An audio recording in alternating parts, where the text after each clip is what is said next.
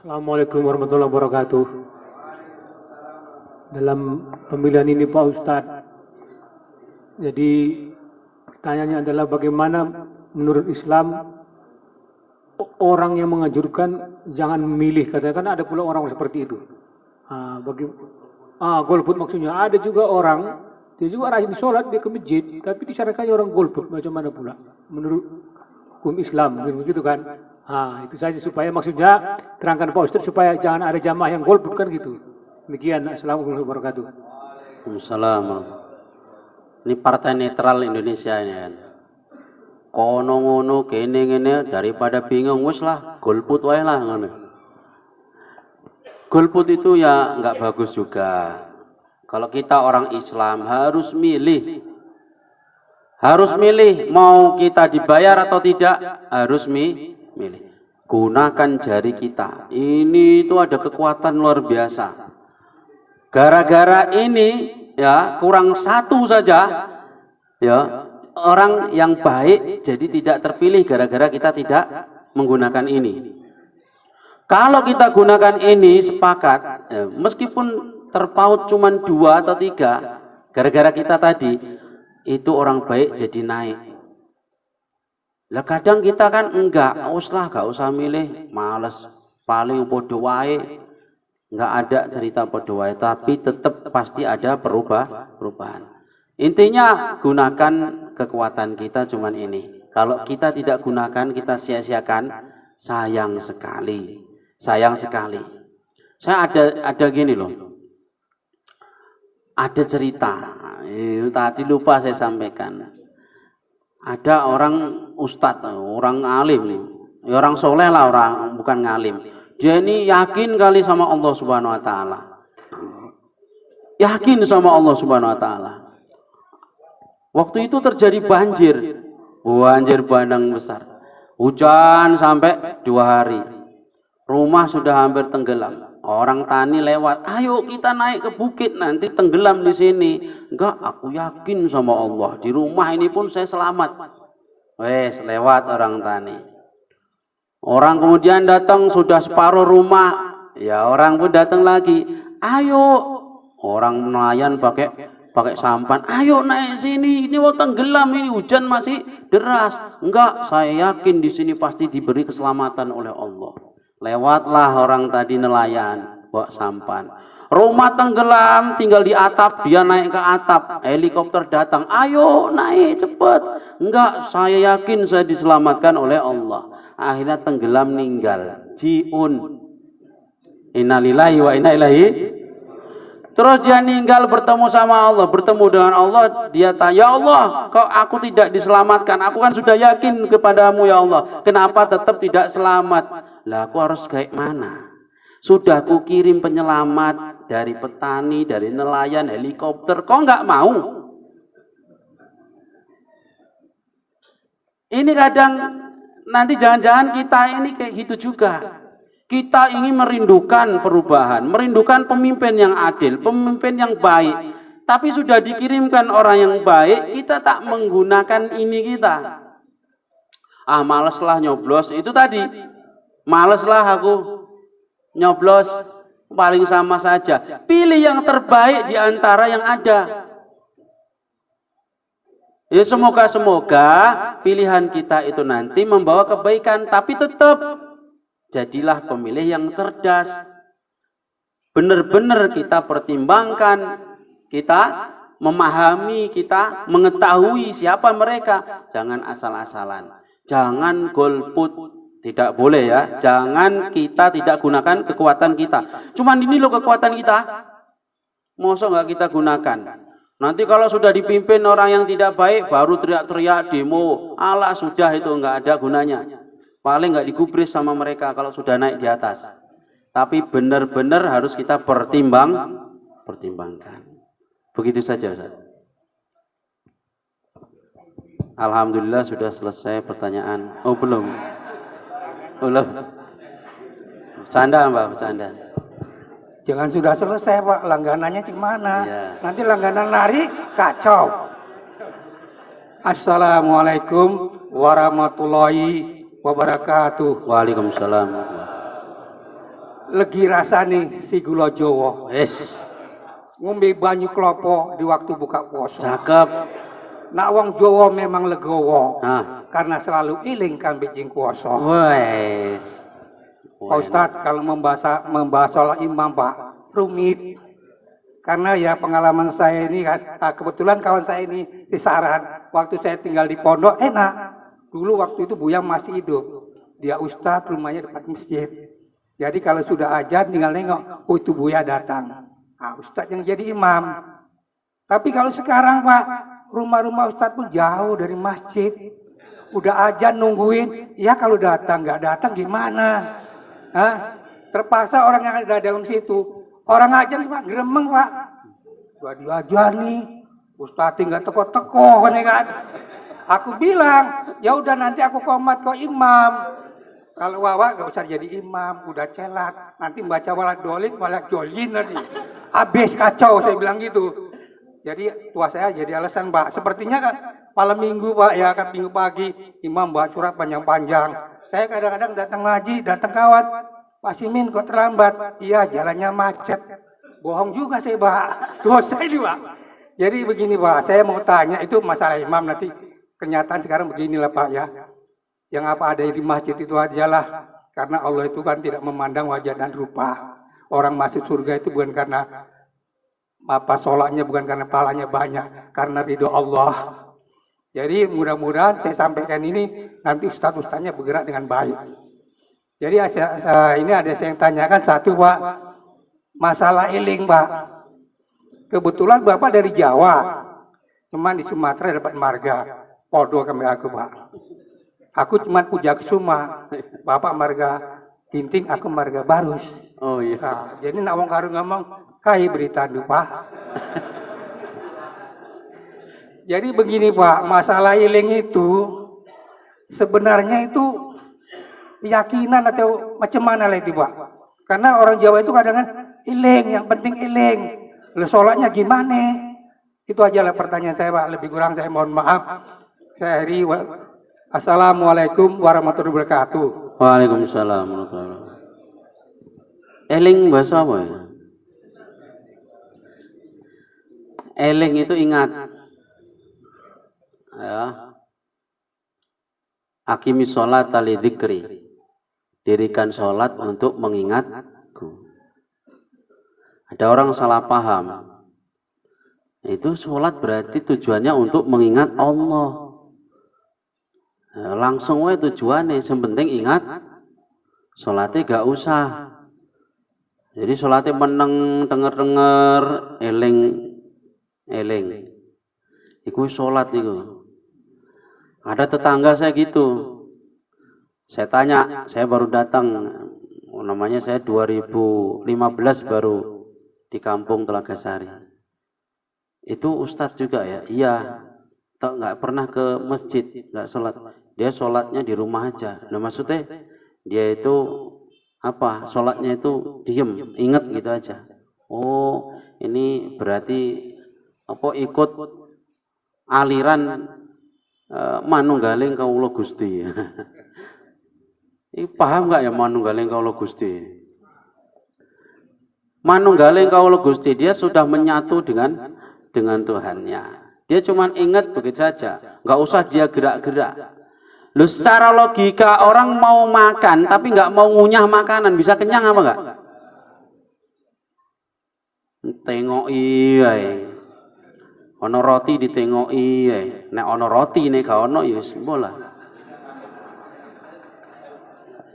Aku gak nyindir ya, cuma inget ae. Tengoki, nggak akan kenyang kalau nggak dimakan. Ya. Pak Ketua langsung protes. Ono ning kono. Ya. Kita haus, ada minuman, kita tengok, bisa nggak hilang haus kita? Loh, kita mau ingat kepada Allah. Aturannya sholat itu ada aturannya. Ya ono rukuk, ya ono sujud. Ya. Nabi SAW itu paling ingat kepada Allah. Tapi Nabi sholat ya rukuk, ya sujud. Gak denger kayak orang pau ngono. Kasar ya wis lah aku iki. Kadang aku terlalu lembut, katanya lembek kali Ustaz itu, males aku. Nanti aku kasar dibilang kasar. Kadang orang kayak gitu, bilangnya sholat tapi menang. Kenapa? Oh, aku yang penting ingat. Nggak bisa kita kalau mau melakukan ibadah itu harus sesuai tuntunan. Kayak mana sholat, ya ono rukuk, ya ono sujud, itu namanya rukun. Makanya iman itu tidak cukup diyakini dalam hati. Harus ada yang namanya atasdik, ya bil qalbi, ya meyakini dengan hati, kemudian mengucapkan dengan lisan, kemudian mempraktekkan, mengimplementasikan dengan perbuatan. Tiga ini harus kumpul. Orang beriman nggak cukup, kamu iman. Apa artinya iman? Percaya, wis percaya tok. Sholat, nggak sholat. Nggak iso. Namanya iman itu meyakini dengan, mengucapkan dengan, dan melakukan dengan. Lah orang sholat, dikatakan sholat itu kalau ada ruku, ada sujud. Kalau orang nggak ruku, nggak sujud, bilangnya sholat. Cocok apa enggak? Lah, eleng katanya. Eleng itu cuman pakai ini hati, tapi dia nggak gerak. Ya namanya nggak sholat. Aliran yang kayak gitu ada di Jawa. Di Jawa, di sini podo juga ternyata ada juga. Ya pokoknya sih nggak ke masjid, sholatnya katanya ning omah. Itu saya yakin itu cuman ingat nih eling ngono ae. Jadi jangan kita supaya tidak dicurigai kalau sholat itu jangan di rumah saja, tapi kemana? Ke masjid supaya nggak dibilang wah ini aliran eling ini katanya. Tapi siap ini jangan loh ya, nanti sampai rumah, aliran eling ini. Ada orang nggak sholat ke masjid terus dibilang wah aliran eling, wah repot meneh. Wes ngoten Mbah. Bujur mulana.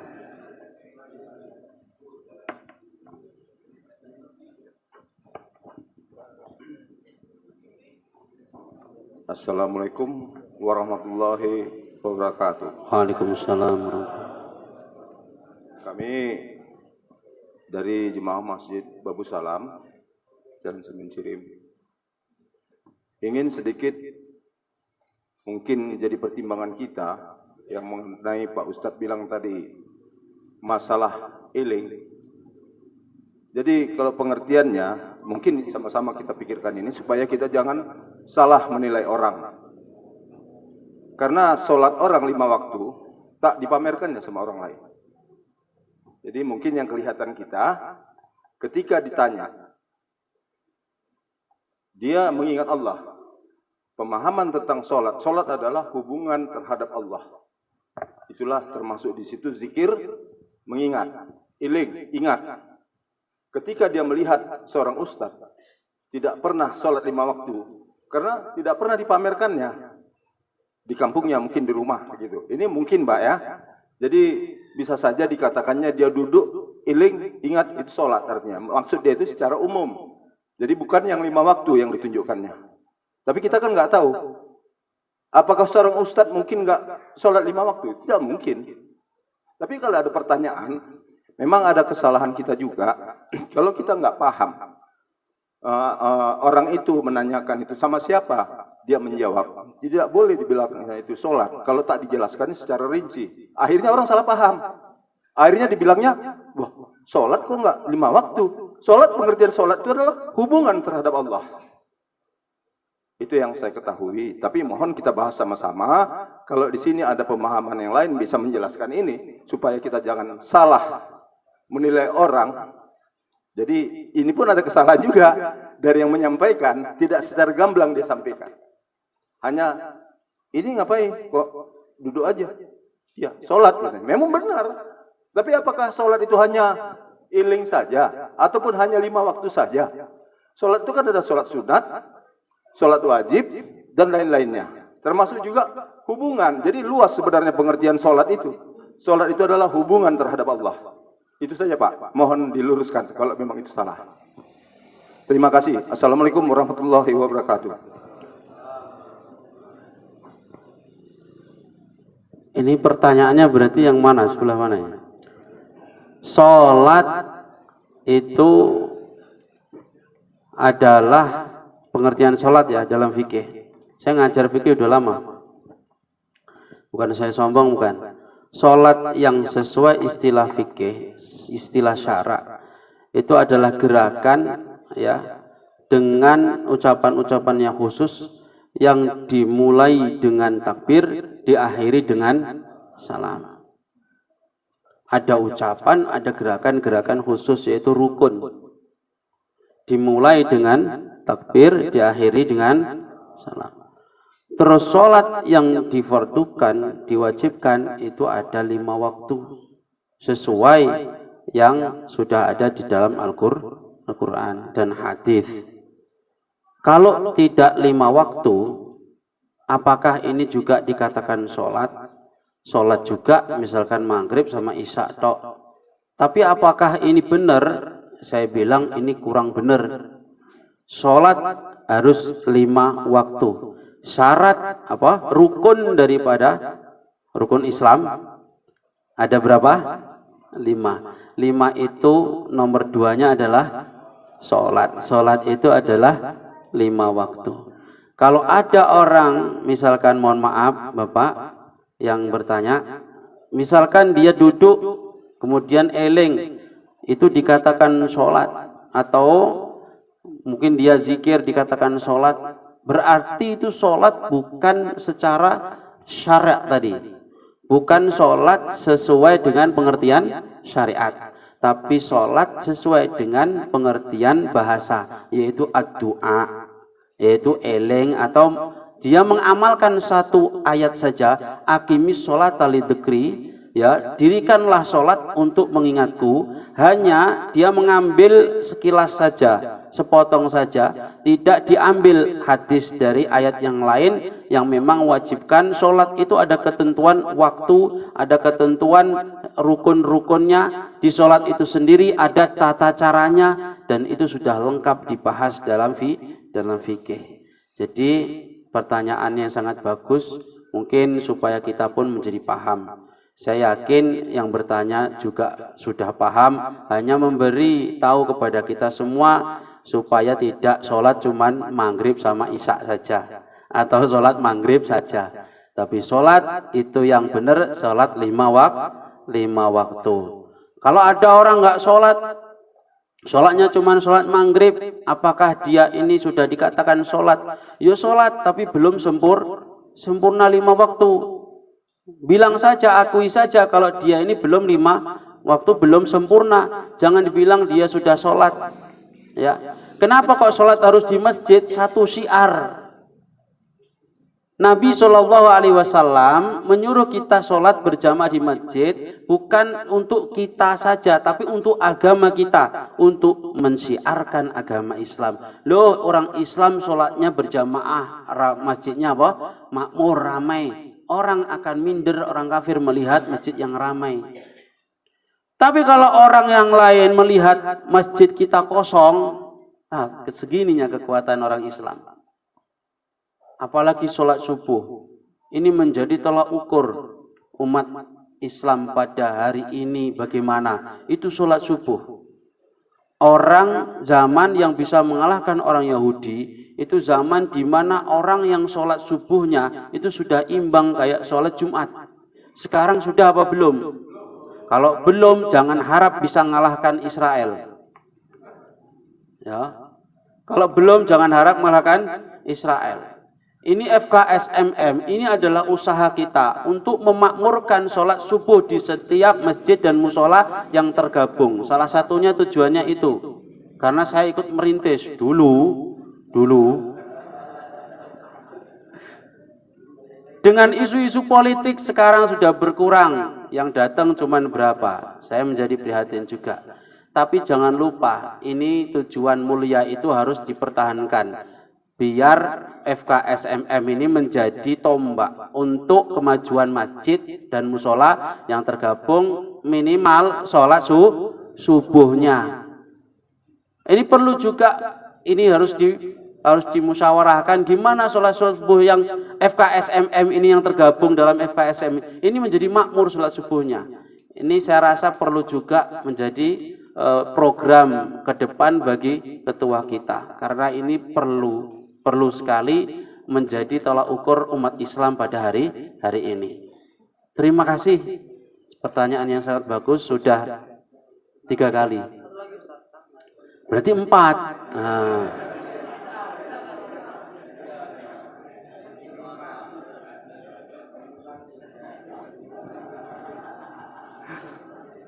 Assalamualaikum warahmatullahi wabarakatuh.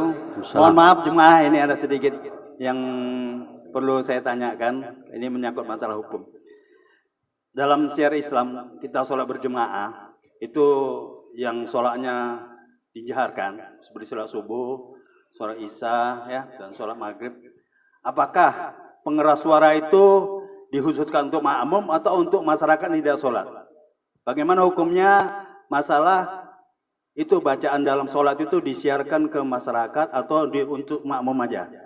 Terima kasih. Assalamualaikum warahmatullahi wabarakatuh.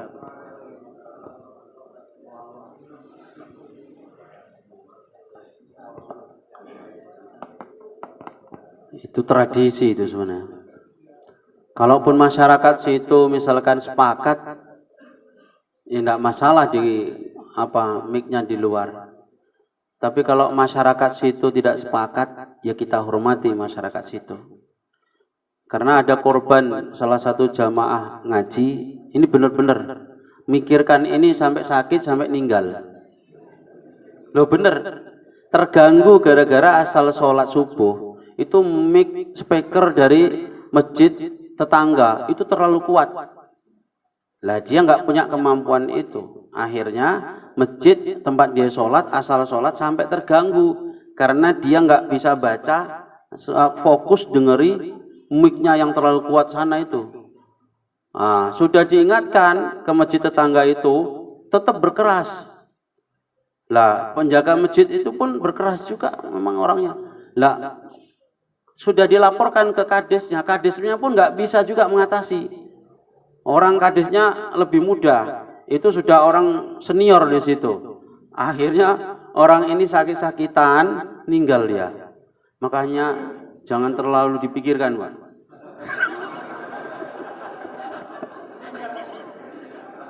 Bukan nakut-nakuti, bukan. Maksudnya begini, bagi yang masjidnya dikuatkan, tolong masyarakatnya disurvei dulu. Udah sepakat belum? Jangan nanti ada tetangga kita yang non muslim kemudian terganggu. Kalau mayoritas tetangga kita non muslim, jangan kita terus berkeras. Tujuannya itu kan kita pakai mic supaya makmum ini tidak ketinggalan gerakan kita, supaya makmum ini mendengar bacaan kita. Kalau sampai keluar, ya itu tradisi masyarakat masing-masing lah ya. Jangan tanya ke saya. Tradisi masyarakat masing-masing. Itu perlu tembusannya nanti ke kadesnya atau kadusnya. Saya kalau memberi fatwa kayak gitu, wah ngeri juga. Karena itu tergantung masyarakat. Cocok di daerah sini belum tentu cocok di daerah sana. Cocok kan merasa? Cocok di daerah sini belum tentu cocok di sana.